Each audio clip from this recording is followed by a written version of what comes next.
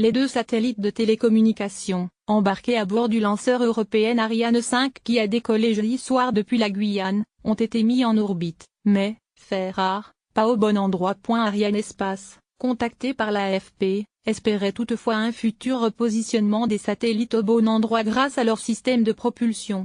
Les dernières nouvelles étaient rassurantes après de fortes inquiétudes, a ajouté la société qui commercialise les lancements. Grosse frayeur en effet pour son premier lancement de l'année. Peu après le début de l'opération, le PDG d'Arianespace Stéphane Israël a annoncé, depuis la salle Jupiter du centre spatial de Kourou, une anomalie et fait état d'une perte de contact avec le lanceur.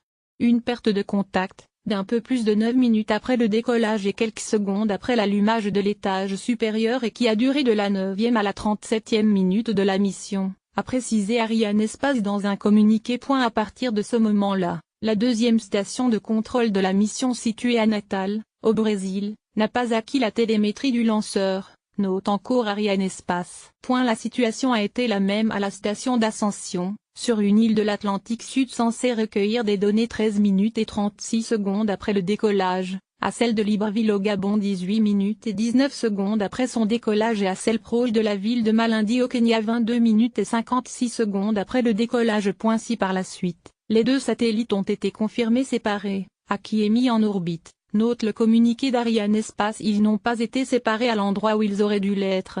La fusée européenne avait décollé jeudi comme prévu à 19h20 local 23h20 à Paris, du centre spatial guyanais à Kourou, en emportant deux satellites de télécommunication, C14 pour l'opérateur luxembourgeois Céalia 3 pour Yasa, l'opérateur des Émirats arabes unis. Le satellite C14 héberge en outre une charge scientifique pour le programme d'exploration de la NASA intitulé Gold Global Scale Observation of the Limb Disk, un programme qui doit notamment permettre, depuis une orbite géostationnaire, de reconstituer toutes les demi-heures une image complète du disque terrestre. Construit par Airbus Defence and Space à Toulouse, C14, d'un peu plus de 4,4 tonnes au décollage, et le 53e satellite de l'opérateur Société européenne de satellites à être lancé par Arianespace depuis 1984, a indiqué Arianespace. Construit par Orbital Alia 3. D'une masse au décollage proche de 3,8 tonnes et le deuxième satellite à être emporté pour l'opérateur Yasa Alia Satellite Communication Company, après un premier lancement en 2011.